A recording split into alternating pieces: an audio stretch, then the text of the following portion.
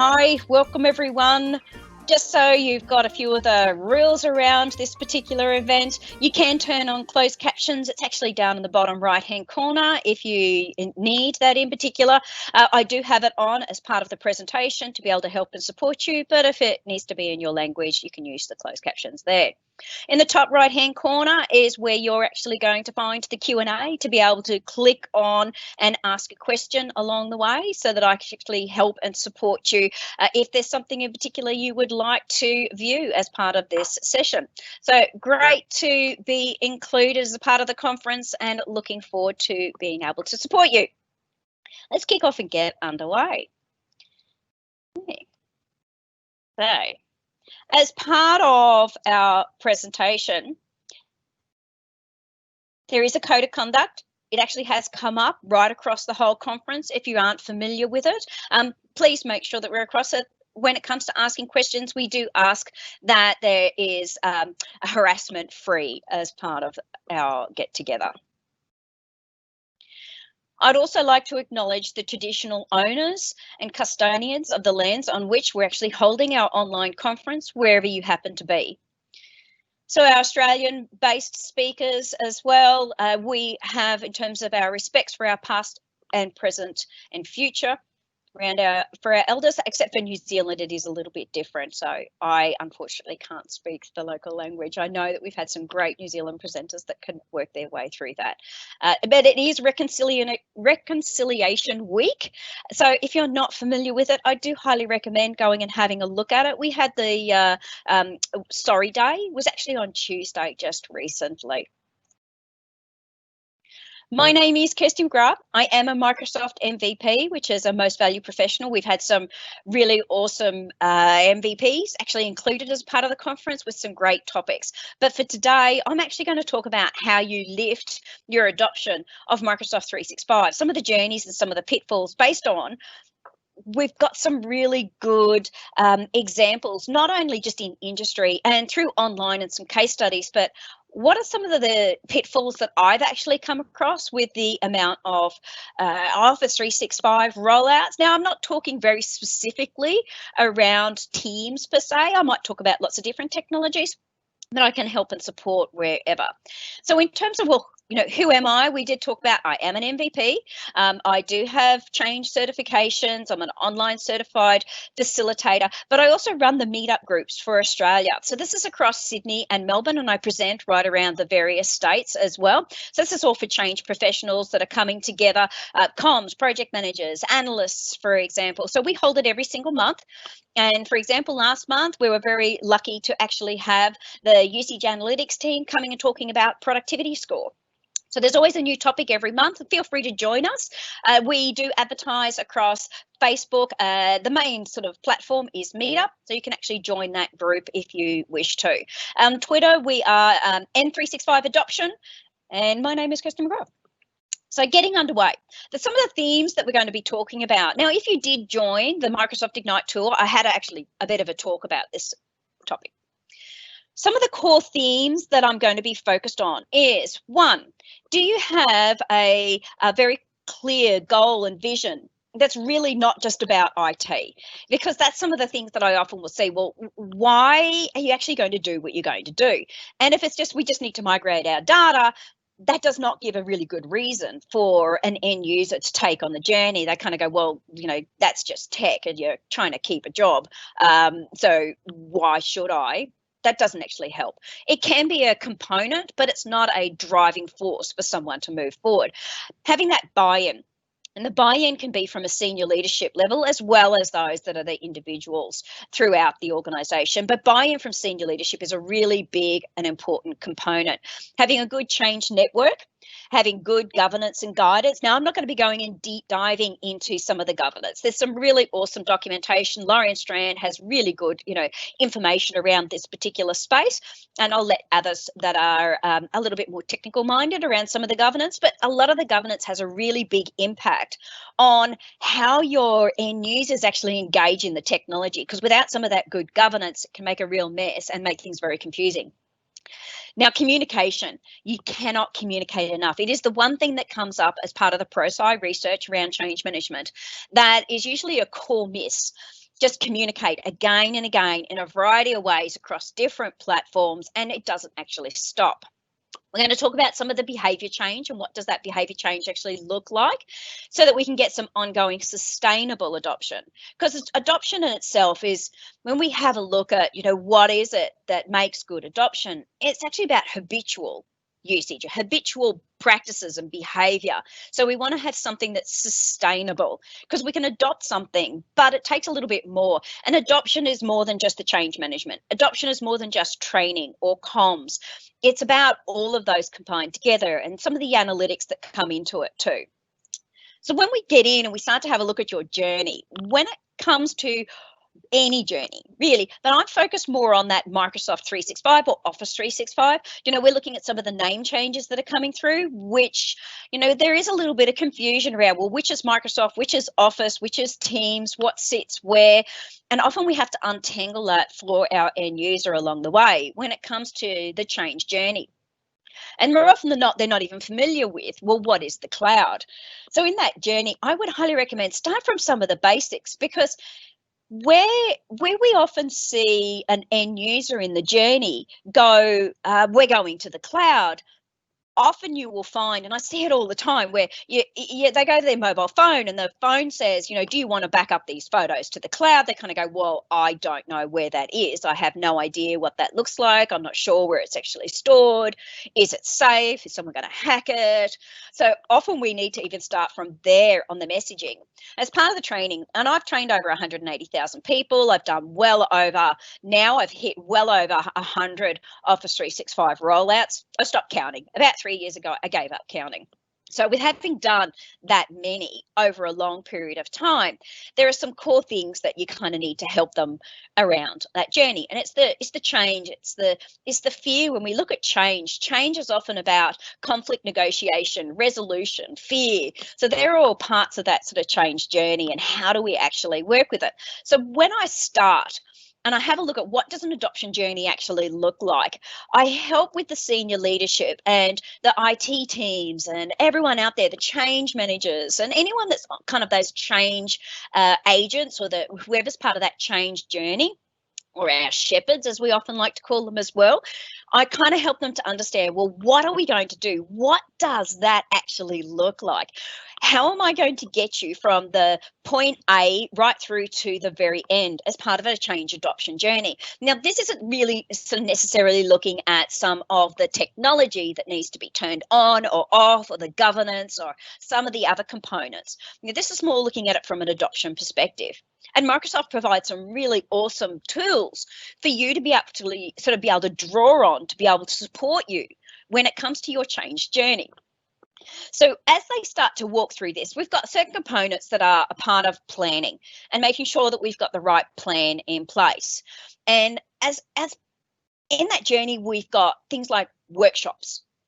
Now, those workshops are going to be able to set things like, well, what's the vision for what you're trying to do? Now, we talked about, is it just about the tech? We need to get all our tech rolled over, and we've got to have our documents out of service, for example, and we've got to put them onto something else. Now, whether you decide you're actually going to migrate it yourself, or you're going to get the end user to actually migrate their information, either or, they need to be told what that process is going to look like. Now, if you're saying it's all about the document migration, that's great. However, for who? So we've got to look at who are the people we're doing it for. What's the type of data that they actually have access to? When do they do it? Do they do it from their mobile phone? Do they do it from their desktop? Are they doing it on the go? Do they actually have iPads and they've got to access it from there? Are they doing it from a terminal type server, or is it a frontline staff member and they actually don't really access a PC per se at any particular time? There's lots of different ways that if you're talking about the data and the vision and that journey, you've got to articulate, well, why would you want to take that data from that shared drive and bring it over so that it's available and it's in the cloud? So what are some of those benefits, and talking about it? So talk about sort of the people and what are the scenarios then that they're going to get into, because a scenario, deep dives a little bit more, and we're going to sort of drive into that. Then it comes into doing a piloting. Now, often what I will see as part of a pilot It's way too close to going live. I see it again and again, and it's not very often.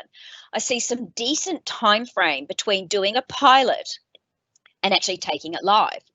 If you've got your pilot and it finishes 2 weeks before going live, if the tech is not correct, or there's something wrong, or the migration path isn't correct, or whatever the case may be, and usually I find it's not so much about the change journey not being ready. It's actually about the technology and something is not ready, and that can sometimes be a complex piece that might need to be fixed. You need to give yourself a really good buffer between that pilot and going live. The other thing I often will see as part of that pilot, when we go to kick into pilot, we're creating a lot of the comms, we're creating a lot of the change and the learning and all of those components. And then what I don't see is I don't see them actually testing it as part of the pilot. That's what we do with a pilot. We take a core group of people and we make sure that we actually test whatever it is we're going to do for going live. So you want to have all of your adoption components or your change components or your comms and your newsletters and your posters or whatever they happen to be for that particular group ready to go. So you can actually test any of the content that you're going to push out and have it available. So that's another real core miss that I often will see as part of an adoption journey. And making sure that you've got sign off and that you're ready and leave a buffer for any kind of sign off when it comes to the marketing. Then we've got to prepare all the different people. Often I see help desk getting left behind when it comes to what are the end users actually being trained in. You know, they will go, we'll do a technical training, but they don't actually know what is the scenario, what does it look like for that service desk to actually physically receive whatever it is the end user is going to receive. We got the training and the activation of all of our change network and telling them exactly what's happening, exactly when it's going live, why, what are your resources available, and getting their support up and running and ready before you then launch it and have everyone available and ready. And you get some really good, awesome things that you can actually do with your end user as a part of going and getting ready. Because as part of the pilot, whilst you're doing the pilot, you could be doing some Excite days, for example, as part of then doing some pop-ups and getting ready. And there's a difference between getting them excited to do something compared to being insight. So you want to go, you know, what do we want to do to actually get them to physically click or do something? Getting them excited is an important component to go, we're really looking forward to this, because you don't want them coming at it from a place of fear. And if you're not communicating early enough, word gets out. It gets out really fast. And at the moment a CEO, for example, says, we're really excited, we're in the throes of looking at Office 365 to get ourselves ready to go to the cloud, I can guarantee you it's already out there. Those that already understand it might have done it 4 years ago and had a really dreadful experience based on old technology, and fear is already kicked in. It's much harder to get over unless you can spin it in different ways and positive ways much earlier. So that's another component that I will often see out there. Okay. So then in terms of buy-in, this is a slide that I will regularly bring up. And it's a lot of no thanks. And I see it again and again. We're too busy to turn up to training. There are other ways to be able to do the things that we need to do. One, go to wherever the people are. So if you need to get across, and I see it a lot, go across all to the bigger team meetings. If they have a quarterly or a fortnightly or a monthly meeting, whatever it is, as part of being in the change team, go and actually sit in or join in to any of those sessions. So I would recommend as any kind of a change professional, or if you're the one that's rolling it out from IT, or you've been assigned it as part of an analyst, or I see so many people rolling this out from a variety of different roles, and often even from just someone in senior leadership. You need to go to where the people are to try and help them. Okay. So then that whole no thanks around joining training or joining even a workshop when we're trying to get senior leaders in, it's a good idea to actually teach them and workshop them as a core team and bring them together so that you can get the buy-in. It's not enough to just do training and say, we're going to train and we're pushing it out there, feel free to join in. Senior leadership won't. Not only that, but if you say, we're going to do one-on-one leadership training to be able to help and support you on this journey, I can guarantee you pretty much 3/4 of them will actually cancel on me. In fact, I've had sometimes even more. I had 95% of senior leaders at one point, and this is quite a long time ago, I've completely shifted the way that I work with senior leadership. They all cancelled, bar 5. The vast proportion actually again did okay, we're going to do it on another day. Can we move it? And they were moving it at last minute because they didn't see it as a priority. I find that if we bring them all together, one, it gets a little bit more competitive. Two, it becomes a little bit more, driven, because it's got to come out from who is the key influencer within the business to be able to drive that change and make sure that they actually come in. So make sure that whoever is that part of that change network, and you've got some good ambassadors that actually understand some of the tech and spend some time getting them prepped and ready to talk at the senior leadership meeting, to get them excited about a workshop, to drive forward the change that you're going to have coming in. So then that visioning exercise, I often will do with a core group of people. It will be senior leaders. It will be change champions that we think would be, working in it.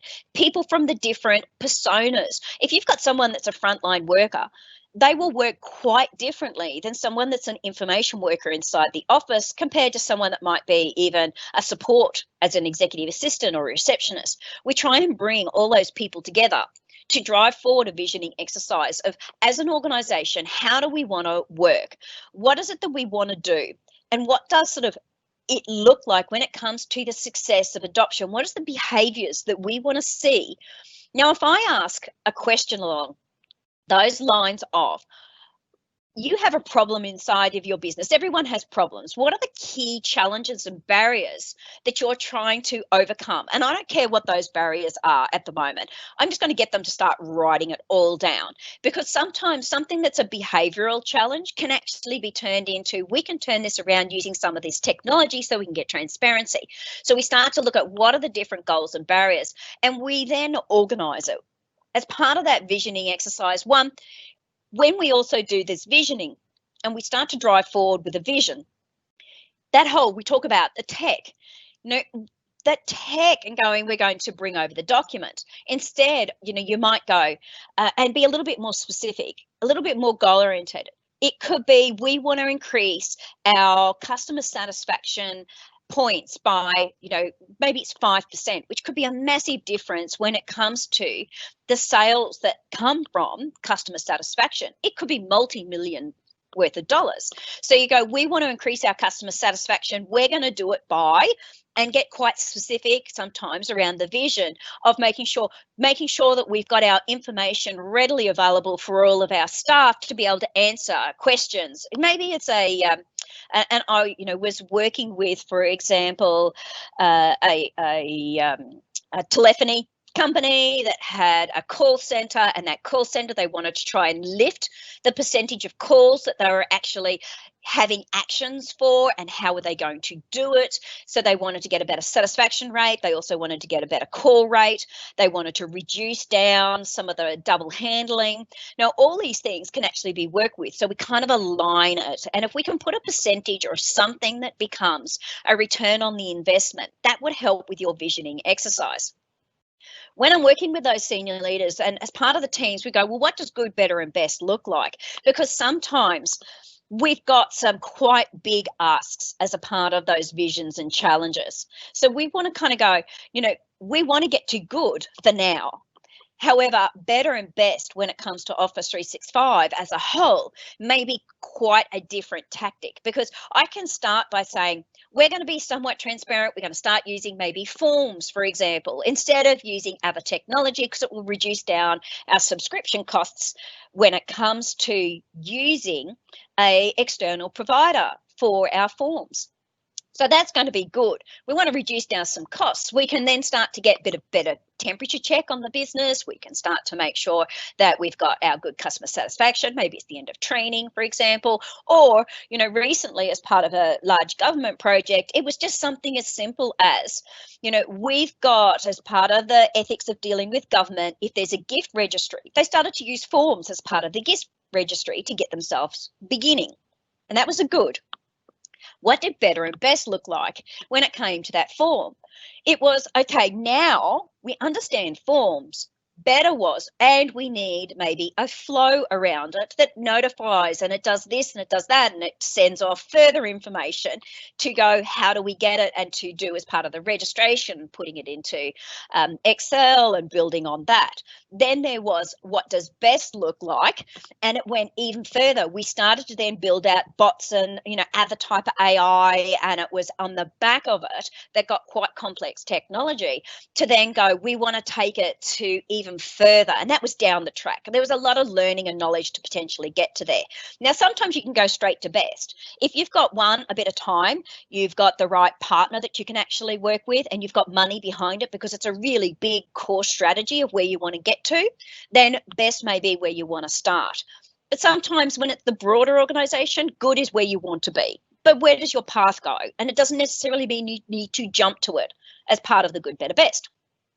So then the change network, and then we've got all our visioning, we've got the buy-in, we've got the people.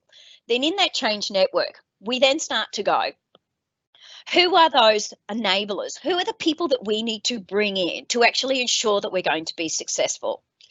Now, our change network, is that a really important component? And there are lots of people that come in. Now, if we're going to have an executive sponsor, God love IT. I absolutely love IT. They make my world go round. They are not the world's best executive sponsor, unfortunately. We want to, if we can, have non-IT as your executive sponsor. Because the one thing I find as part of the IT network is they're not there to be able to re-envision a business process. Because when we talk about visioning, a vision is often, how do we want to turn something around? And it goes based on the people and meeting the people's needs, to then doing a process that can actually shift to meet the people's needs. And then what technology is the support? Now, there's a lot of different tech out there that can actually support a process change for the individual. Now, if we're trying to shift a process inside a particular core business unit, for example, you want to have the right executive sponsor. And it's not IT that's going to design a new process that's actually inbuilt into your current play in terms of work. So I see sometimes, we want to make sure that they're going to drive forward this new goal, this new way of working. Because when we talk about collaboration and communication, they are really big words when it comes to using the likes of Microsoft 365. What does it mean to collaborate and communicate? Is IT going to change the core culture of how to actually collaborate in a better way? And you may need to have, as a part of that, different people that are like shepherds, for example, head of HR, because we're talking about cultural shift.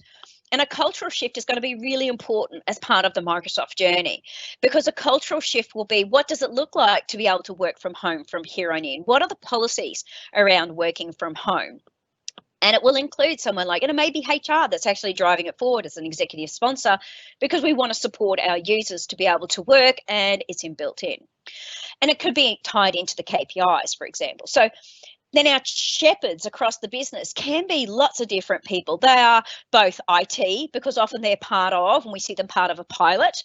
Now, your pilot, please don't just choose different people from across the business that are one in Sydney and Melbourne, and someone's in Hong Kong and someone's here, because we want to just test it on a tech side. Because when we're talking about good collaboration and communication, and we want to shift a business process and have a look at a new way of working for the culture, then you're going to need to have a team come together, because good team collaboration and communication allows you to then to be able to test more of the tech and how you work together. Because if they're not working together, and Office 365 is so integrated that it's very difficult to kind of do it that way. Then we have our change champion network, and the poor change champs. What I often will do is, when it comes to identification, the change, I recently had, it was a change network. Half of them were volunteers and the other half were nominated. And when I asked them, why are you actually in as a part of this? When you get someone and they go, I've been voluntold, I was just like, seriously, it's literally like the march of death. They're sitting there and they kind of go, oh, it's because I had time on my hands at the moment. I'm in between projects. They weren't tech savvy. And when I asked them also, and they went around the room, why are you actually included as a part of this? Then, it may be something like, for example, This is one lady, she was really lovely. She was in her, I say it for about her mid-60s. She goes, I really need to know this because my grandchildren are using it. This was Teams at the time. My grandchildren are using Teams at school, and I think I should probably get up to speed on tech. And I go, how much do you know about Office 365 and where we're working? And have you used this or this or this or this? And she goes, no, I've never. I don't even use a mobile phone. And I go, we're on a really long journey. That is not a change champion. We need people that are tech enthusiasts. We need people that actually, maybe have even previously dealt with Office 365. Because if they've never dealt with Office 365, one, they've got a big journey. More often than not, I would spend a good 2 days with change champions because I don't just take them, say it was one technology, we're rolling out SharePoint, or we're rolling out OneDrive for now, or we're rolling out Teams for now. I go, well, for your change champion, I need to teach them all of Office 365, spend a good 2 days. Now, we're not going to be able to go through it all. We're not going to be able to go through it in a mass amount of depth, but they've got to understand the interplay of how it all works together. Because if they don't understand all the interplay, it's going to be really difficult in terms of that journey to have them as that core individual that's going to be available long after our team is gone. They're our trusted. You want them to be the trusted community. It is the person beside you that you will go, that document that we were working on the other day, I saw someone was doing this. When the training, we did this. How do I get to it? Where do I find it? You turn to the person beside you to ask those questions inside an organisation. Or someone in your team that's the yes person that you can know that you can walk up and no matter really what's going on, unless it's urgent, they ask a question, how do I do this? I'm really stuck. Because they're often tech savvy, they can really quickly show you and move on, and they're willing to stop and show you. They are the people you want as your change network. Not only that, but they've got to be very well supported long after we walk away and have a really good core support network. So we'll have a look at some of the ways that you can support them. So then when we come in and we then start to go, okay, we have our help desk. They're ready. We don't want them to be overwhelmed. They've got to have the right resources. What do they pull on? The Q&A. Where do they go to? What does the end user know? They will also come in and they receive the same training that my change champions receive. They won't just receive and jump on a 1-hour webinar, for example, with me. They would actually deep dive because I find that more often than not, those that are on the help desk are actually quite, when it comes to the productivity side of things, they're very used to the higher end technical and how to solve something that's technical, but they're not as familiar with the end user challenges that will come through. They'll often will put it onto someone. It's always a good idea to find out who are those people that are really good on terms of those end user challenges and battles and make sure that they come along on the journey and they have a full amount of training. So in terms of the tech and the governance, what would I actually talk about? Because these are sort of some of the core components. When it comes to governance, I might keep something really simple, just around the whole. And this is where we see when the training comes along, it often will trip up a lot of people because they start to go, hang on a second, I went from this old technology and you're taking me to the new, but do I still use this? Where do I put it? Does it go here? Does it go there? Where do I go for? What's over here? And this really old place, what about that? So try and help them to understand in the scheme of things, what is it for? OneDrive being the me drive, SharePoint being the we drive, Intranet being the us. Okay, so it's kind of the organisation, us. Then you've got things like, an EDMS or a PMS or a whatever it happens to be. So you've got protected files. Now, depending on type of the business, you may not have that. I've been working with an awful lot of government clients, and they're out in remote communities and they're doing all sorts of things and they're going offline. What does it mean? Can I access my documents or can't I? Where should they be? Where am I going to save it? And if you don't tell them, what they will do is they'll save it across it all. So then you get more and more duplicates. That becomes really tough. So then they go, I need to put it in Teams now. So if you're rolling out Teams, they go, hang on, do I save it to Teams and SharePoint? Do I also have it on my OneDrive? And we've still got the shared drive. I'm going to make sure it's there. And I'm going to also put it on my local C drive as well, just in case, because I don't trust the cloud, because no one really told me what it was all about. And hang on a second, I put it there.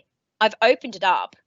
And they don't realise that it's co-collaboration and it's saved online automatically with opening it. They then go save a local copy because they think that they need to save a local copy because they've opened it, okay? And so they're duplicating all over the place. So you kind of go, how do they work with this? Make it really clear, because what I will often see is, and organizations aren't realistic about the journey. They aren't realistic, and they often won't say, and I see it all the time, they don't go, this may be harder before it gets easier. We are taking you on the journey. Be really clear and concise. Be really open and transparent about the fact that the transition may be a little messy and complex, but we're trying to make it as easy as possible. So I see the whole, here's the old environment. Maybe they were on an old SharePoint, an old shared drives, and maybe an old PMS, PDMS, for example, EDMS. Maybe they've also got another really old solution that was part of a, for example, you may have like a Dynamics type thing where you used to have documents had to go in there too, or, you know, there's so many different places, and their mailbox too. You know, the red one, the kind of the pinky, you know, salmon colored one, maybe even just their mailbox, and that they're storing documents in their mailbox, which is where information goes to die. Now, all of a sudden, what you're going to do is you're going to keep all of that old tech there because you're transitioning. So now you've got, I'm going to include SharePoint and Teams. So then they start to go, well, I'm just so overwhelmed. I don't know where I'm supposed to put anything anymore. Because often what we'll see is things like shared drives aren't turned off. They aren't even turned to maybe read-only, or your old SharePoint's turned to read-only, or old document ways of working turned to read-only, and go, the moment we're over, and I see it often even in Google migrations, a lot of those at the moment, where it's not turned into a, you can read them, you can download them, and you can then work on them and save them into the right space whilst we're doing the migration, but we don't want you to put information back in there, because what happens is we see this data all over the place, and then show them what the new environment actually looks like over on the right hand side, and cross fingers you transition out of it really quickly, because the longer you leave the old ways of working, within 3 months I can just about guarantee a good portion of your organization will fall back into the old ways of working, just purely because, one, often I haven't seen them do the vision and the benefits correctly. Two, too many in the team are still using the old tech and didn't get through the training, so therefore they're forced back into the old tech. There's a combination of different things. Now, if I was doing a migration, sometimes we see a lot of shadow IT. Now, this comes down to some of that governance, where the governance may be they're allowed to use this, or they're not allowed to use this, or we didn't have any governance around it, so they're using all this other technology. Or the governance may be, we have turned off external sharing. There is no external sharing in this environment at all. We've decided not to. So what do? They go and actually find something else to share with. You know, we saw in terms of external communication on Teams just recently, where they were using WhatsApp or they were using Messenger, highly confidential information. It was in the medical industry, where a whole heap of doctors that I was working with, I found out as part of the workshopping, just to get around the fact they couldn't actually communicate with other doctors around the place, they started to connect through Facebook Messenger and were sharing confidential client information through Messenger.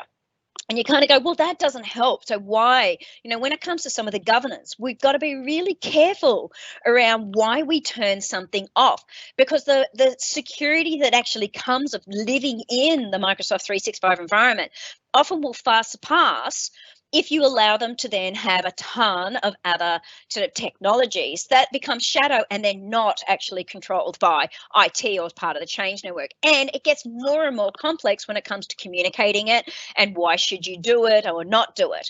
You know, with the interplay and the integration of 365, you do get sort of some better security. So sometimes it could be, this is the old tech, we're not going to use it, it will be turned off soon, moving to the new tech. Or it could be, this is the old tech, we're not going to turn it off because we've got some core teams. However, you are going to need to use this new technology as well. We're not turning it off. You can choose either. That's fine, but then they're going to need to understand that they're actually working across two disparate environments that are not actually connected. Okay, and it will make the technology a little bit more complex. And I'm working with a lot of organizations that have that at the moment. And you get a lot of questions. Hang on, should I be working in then Slack or should I be working in Teams? It's like, well, you've got a lot in Slack, but now you have to use Teams because that's where all your, you know, communications is going through, or your calls, because you're going full virtual, full unified communications with your headsets, and so you're going to have to use Teams. So then we start to see an interplay and some confusion there as to what they use. So be realistic around what that means and understand there's going to be some challenges. Now, do they know what actually is in Office 365? This is something like my 16th integration of my infographic that's actually out there in the industry. Now, more often than not, what I would do as part of training, when I'm doing an end user component and I talk about a scenario will include a lot more technology than just one. If I'm just doing features-based training, I might go in and go, I'm just going to teach you how to do OneDrive. But teaching someone how to do OneDrive does not actually show them necessarily the best way of working. I would go, I'm going to teach you instead how to be able to work anywhere, anytime, any device with anyone. And when I'm dealing with my OneDrive, or maybe I'm doing something like, what does a smarter meeting look like? So I'm talking now scenario. And when I talk a smarter meeting, I'm not talking about a Teams meeting. I'm not talking about Outlook. I'm not talking about OneDrive or SharePoint or Forms or OneNote or Whiteboard for that matter. I'm not necessarily talking about any one of those core components. I'm talking about all of them and how do they integrate together to what looks like a smarter meeting. So I've got a lot of tech. And doing a 1 hour session on a smarter meeting starts to then get a little challenging because you've got a lot of tech to potentially introduce. Okay, so when we talk a scenario, we then give them a reason why, because I go, I want to show you how we do really good collaboration or how we do a good smarter meeting or how we're going to turn something around when it comes to task management. Task management might actually be better tasks. It's using to-do, it's using planner, it's using tasks, maybe you even got project. How does it all integrate and give you notifications and how can you have it plugged into Teams? So now we've got more tech. Okay, so we start to talk a scenario. So you can't often divide them out. And, you know, a lot of people will go, but this is a lot of information to put in front of an end user. There's so much there. It's like, well, they're going to see it. The moment they log into Office 365, it's all laid out there. All those apps are actually there, listed out. And they kind of go, oh, I'm not sure what Delve is. I think that's a bit technical. I don't think I'll touch that. And they don't realize some of the benefits of actually using something like Delve. So you might want to teach on it. It may not be an immediate as a part of your rollout. It may not be the very first thing, but it comes as a part of that good, better, best of where I'm going to get to, because the adoption does not actually stop at the end of the initial project. This is an ongoing learning. Not only that, but it's an evergreen environment. And because it is evergreen, then, you know, there are some challenges around it. So that part of that communication, you start to then break down, you know, what are our main texts that we're focused on? What does it mean to work anywhere and interact? And why do we actually need it? And what does that single source of truth actually mean in terms of documents? And start pushing out and then focus down and drill into each one of those components so that when you put your communications out there and just come back around to them, maybe then start doing hints and tips. Now, when you want to tailor those scenarios, so we talk then about the different scenarios, Microsoft have a really great productivity library to be able to dive in and go, well, what does it look like for your sales team to do some of those scenarios? Yeah, it's all listed out there for you to be able to do based on your industry and role. Some of the simple ways of actually being able to build a scenario to go, and there's just so many there. And then there's case studies about how other organizations have done it and done it quite well. So if you're a little stumped, go and have a look at all of the Microsoft information. Now, often what I would do is I would train by team, not necessarily by individuals, because when I see we're running a session, it's going to be on Thursday at 12 o'clock, anyone can come along. Now, they're really good to do a cleanup a little bit later for those that maybe couldn't come. But to start with, if I'm doing that, it might be because it's just an excite session. It's not necessarily inciting them to change the behavior and the way that they're going to work. So if I want to train by team, with that training by team, I would go bring them in together so I can go, what does good collaboration communication look like? We're going to do, what does a smarter meeting? So as a team, we're going to do a smarter meeting together. And we kind of workshop it. Often I don't like to say we're going to do training as part of kicking off. I like to say we're going to workshop. I'm going to workshop with you what it means to have a smarter meeting. So I might then find out a little bit about them and then go, right, let's put that into play and I'll show you so that we can look at it. It's still the same training session ultimately, but I get it where it's just kind of a little bit individually personalized by doing workshopping. And I can do a workshop in around about 2 hours. Instead of training for 2 hours, I go, we're going to come in and they're more inclined to come as well. And then that way, if I've done that workshop as part of the senior leadership, it's class canvas training and I workshop with them. Then I go, now I want to workshop with each one of your teams. We see that there's actually a lot better uptake when it comes to them joining, because then it's driven by their senior leader. Then you might come back around and find all the different ways, like, lunch and learns, those brown bag type sessions, or maybe you've got an all hands meeting where you can start to show hints and tips along the way. There's a lot of ways that you can work with it.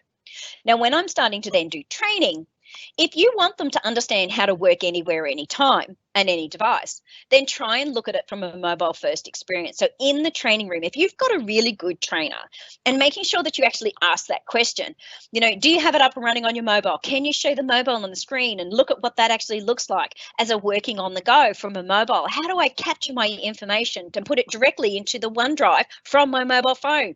We want to capture receipts as part of a, accounting process that we're fixing up, or we've got a lot of document, like working with councils. I've done a lot of work with councils where they've got all this paper and they have to wait till the end of the day, and sometimes days later, before they can do a report based on and I see it, so say it was one of the shops, for example, and it was a health inspection.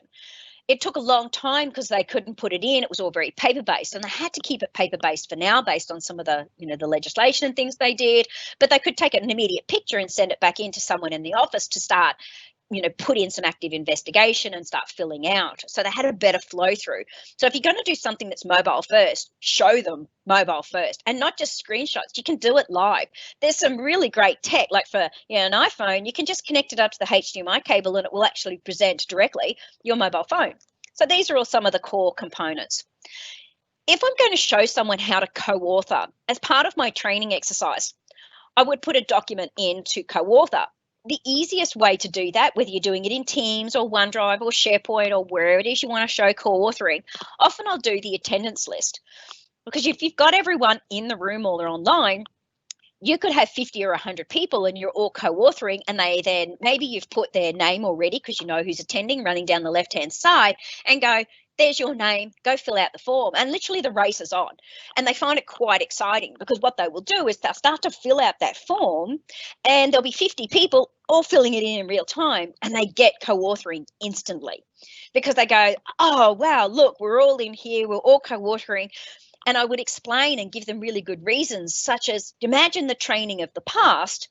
When I was doing that training, I used to have the attendance sheet in the room. You'd sign off as you walked in and you'd put your email address. Now, I was out and I was remote and I'd have to wait in the past because I didn't have the devices. I would wait till I was back in the office and then I type it all up and there's human error. Then I'll send you an email out to go, thank you. And here's the form to fill out to go, did we do a good job?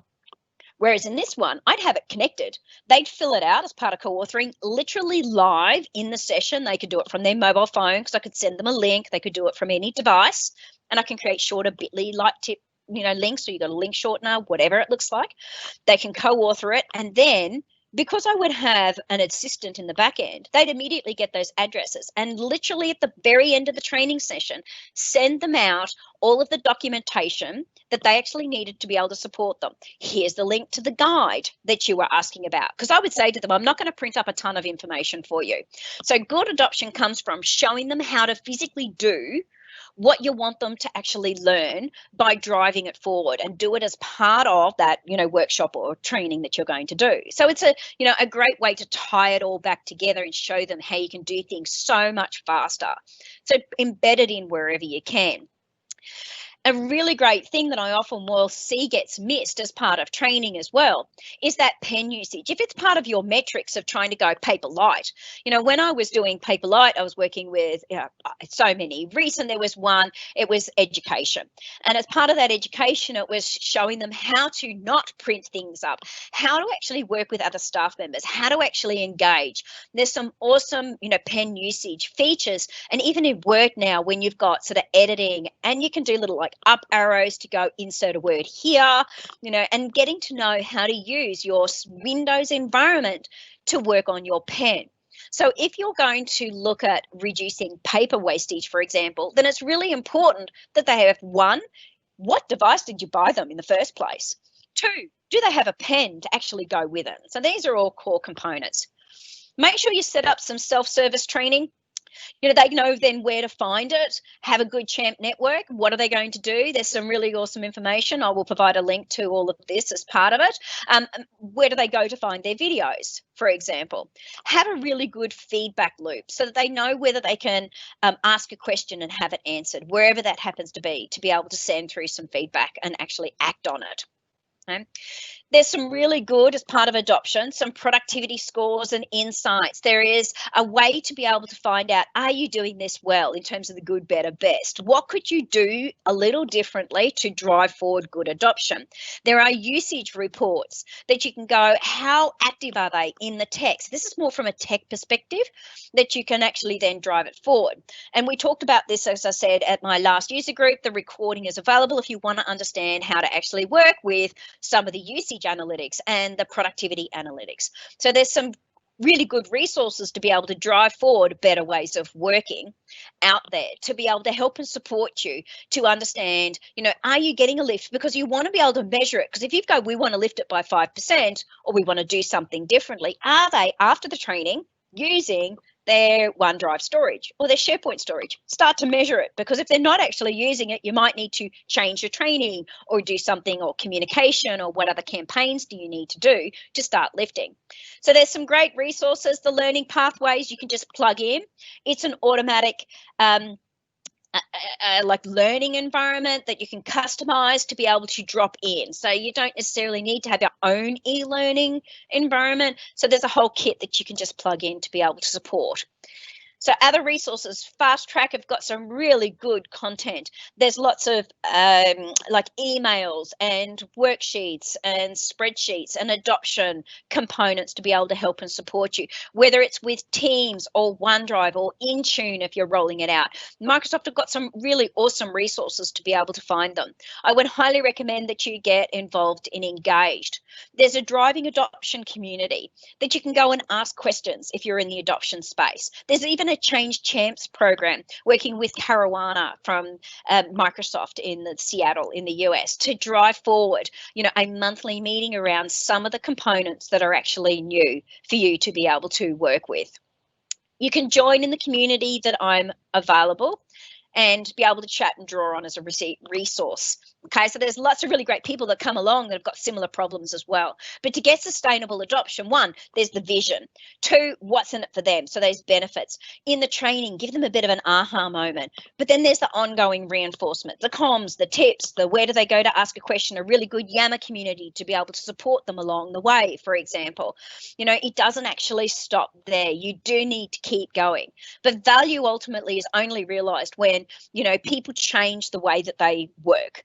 It's going to come from them driving forward. So always think people first, then the process, then the tech. Get them excited. There's some really great, content that's out there.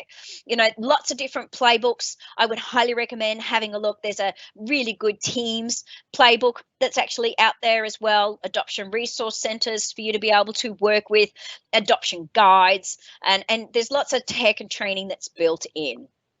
There's a really awesome competition, okay, that you can get involved and register. So if you grab your mobile phone out, you can come in and register as a part of this session. I'll leave it up for a moment. If there is any questions that you've actually got, please feel free to drop them into the live event. I'm happy to actually answer any questions that you might have about some of the content that I have pushed forward for you. There's so many different ways that you can drive this forward. There's some, really awesome people out there that are driving forward adoption. Connect up with us on Twitter or LinkedIn. Connect up with us online or in user groups. There's a lot of global user groups that you can actually, get involved in. And we're running them virtually too, especially at the moment, so everyone can then join in as well. If you're wanting to connect with me, here's some of the information for you. You can always email me at kirsty@onpointsolutions.com.au to have a bit of a chat. Now, on our M365 adoption, we're often pushing out things that are new, and I do it also on my Kirsty McGrath 13 on Twitter. So I will put out and all of the sways of what's new. So at the user group, every single month, I actually advise what's new to Microsoft 365. There's a lot of content. So if you're finding it a real struggle to kind of keep up to date and also maybe even understand what does that mean as a feature, I will actually help you to understand that. And my number is there for you. So I do appreciate you joining in. Thank you very much to the sponsors for M365 May and the M365 team who've done an absolutely fabulous job. We're on Friday, the very last day. Don't forget that after this, there's one more session, and then there's the lock note. So really awesome lock note with the Microsoft head, Jared, who's going to actually be closing out the M365 May conference. Thank you very much for joining and attending. If you've got any questions or anything that you would like to ask or drive in, I'm more than happy to answer it. I will be here for a moment to be able to help and support you. Thank you very much, everyone, and I hope you've enjoyed.